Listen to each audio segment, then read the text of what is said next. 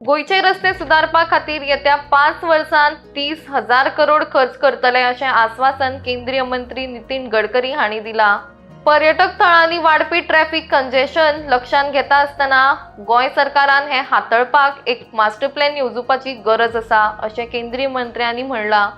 त्याच वांगडा गोंया भशेन सुंदर राज्यान पेट्रोल आनी डिझेलाक लागून जावपी प्रदूषण कमी जातलें, मात सरकारान गोंयच्या फुडारा खातीर बरो मास्टर प्लॅन करून ट्रॅफिक नियंत्रण आनी मुखेलपणान एअर पोल्युशनाक लढा दिवपा जाय अशें केंद्रीय मंत्र्यांनी म्हणलां।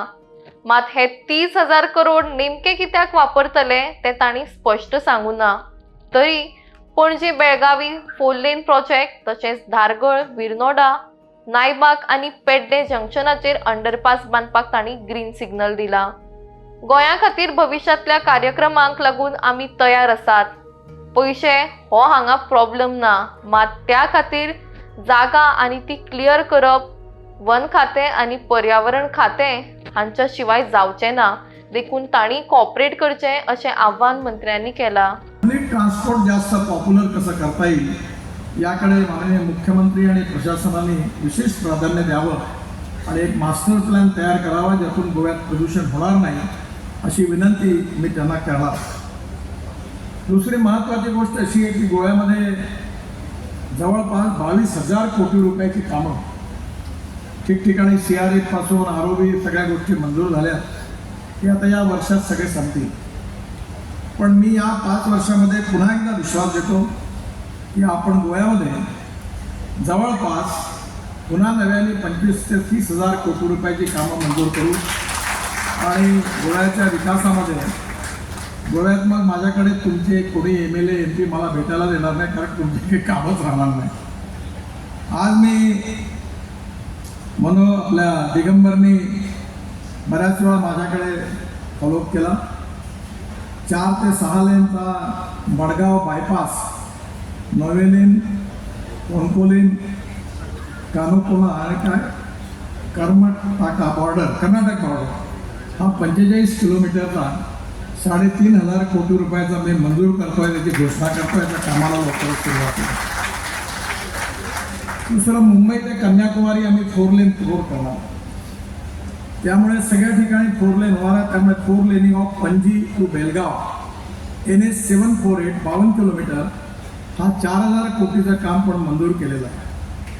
त्यानंतर new Borim bridge near Zuari river NH 566 इथे काही प्रॉब्लेम लोकांचे प्रश्न आहेत। माझी मुख्यमंत्र्यांना विनंती की यांच्याशी बोलून ते प्रश्न आपण सोडवा। 500 कोटी रुपयाचा ब्रिज आहे, असे 8,000 कोटी रुपयाचे काम आहे। एक महत्त्वाचा विषय आहे की प्रमोद सावंतांनी माझ्याकडे जवळपास 7-8 महिन्यापूर्वी एक मागणी केली होती की हा मुंबई ते कन्याकुमारी रस्ता आहे, मुंबई गोवा, या रस्त्यावरून खूप ट्रॅफिक शहराच्या मधून जातो, ट्रक जातात, बसेस जातात, त्यामुळे पुष्कळ त्रास होतो त्यांच्या लाईफ आणि इथल्या जनतेला प्रदूषणापासून मुक्ती मिळाली पाहिजे, म्हणून हा ट्रॅफिक डायरेक्ट गोव्याच्या बाहेरून गेला पाहिजे। आणि म्हणून मी आपल्या विजन 2047 मध्ये गोवा ईस्टर्न बायपास 65 किलोमीटरचा हा 6,000 कोटी रुपयाचा आहे, त्यालाही मंजुरी दिली आहे। लवकरच आम्ही याच्या कामाला सुरुवात करू। लँड एक्विजिशनमध्ये गोव्याच्या सरकारचं सहकार्य पाहिजे।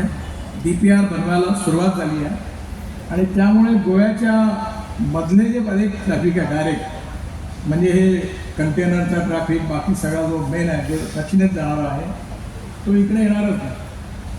आणि तसेही आम्ही एक रस्ता नवीन बांधला आहे आणि तो खऱ्या अर्थाने तोही तुम्हाला रिलीफ देणार आहे।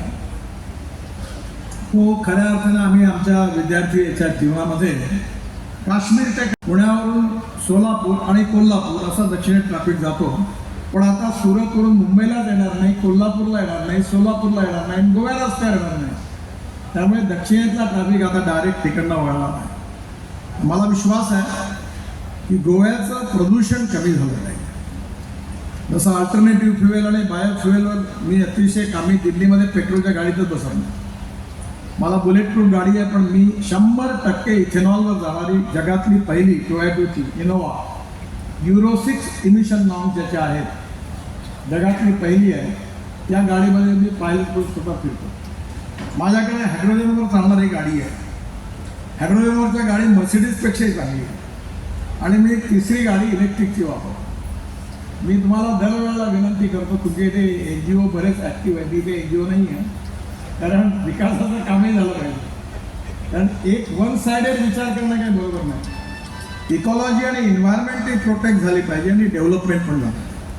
त्यामुळे गोव्याचा संपूर्ण ट्रान्सपोर्ट हे तुम्ही इलेक्ट्रिक म्हणजे अल्टरनेटिव्ह फ्युएल आणि बायो फ्युएलवर जर आणलं तर गोव्याचा आज जी प्रदूषणची लेवल आहे ती अर्ध्यापेक्षा कमी झाल्याशिवाय राहणार नाही आणि ती गोव्याकरता जनतेकरता सगळ्यात मोठा पुरस्कार, सगळ्यात मोठा बक्षीस मिळणार. आणि म्हणून माझी विनंती आहे की आज पर्यटकांची संख्या वाढेल. आम्ही रोड चांगले केले की पर्यटक वाढतील. मला अजून एका गोष्टीचा आनंद आहे की मी मंत्री असताना जुवारी ब्रिज बांधत असताना माझ्या मनात त्या टावरवर वरती मोठे रिव्हॉल्विंग रेस्टॉरंट बांधायचं होतं. येण्याच्या जे लोक म्हणे आपलं काम नाही आहे, आता हे रेस्टॉरंट बांधून त्यांनी वर्षाचे 200-300 कोटी कमावले असते. आता त्यांनाच कमवायचं नाही तर मी मागे लागणं सोडलं आणि तुम्हाला तो दिला पर्यटनाकरता.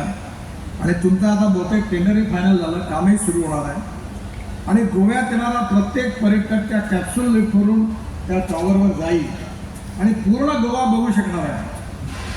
आणि त्या ठिकाणी त्याला कॉफी शॉपमध्ये कॉफी पिता येईल आणि तिथे काहीतरी चांगलं आपल्याला करता येईल याचं आपण डिझाईन केलं, तुम्हाला तिथे ट्रान्सफर केलं. मला विश्वास आहे की लवकरच हा प्रोजेक्ट पूर्ण होईल. हा जागतिक आकर्षणाचा तो प्रोजेक्ट होणार आहे आणि तो तुम्ही पूर्ण करणं चांगला होईल असं मला विश्वास आहे.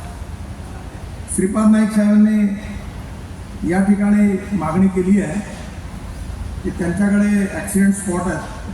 3 VUPची मागणी केली आहे. नयबाग, भारगल आणि पेडन जंक्शन पेडन हे NH 66वर आहे. तिन्ही पण मी आपल्याला मंजूर करतो याची घोषणा करतो. आणि याचबरोबर बाकी बरेचशी कामं अनेकांनी मला पत्र दिलेली आहे, तरी पण कामं मी नक्की मंजूरच करणार आहे व्हेरीफाय करून. पण मला अतिशय आनंद आहे की मी 1995 पासून गोव्याला महाराष्ट्रात मंत्री होतो तेव्हा प्रमोद महाजनांनी मला गोव्याची जबाबदारी दिली होती.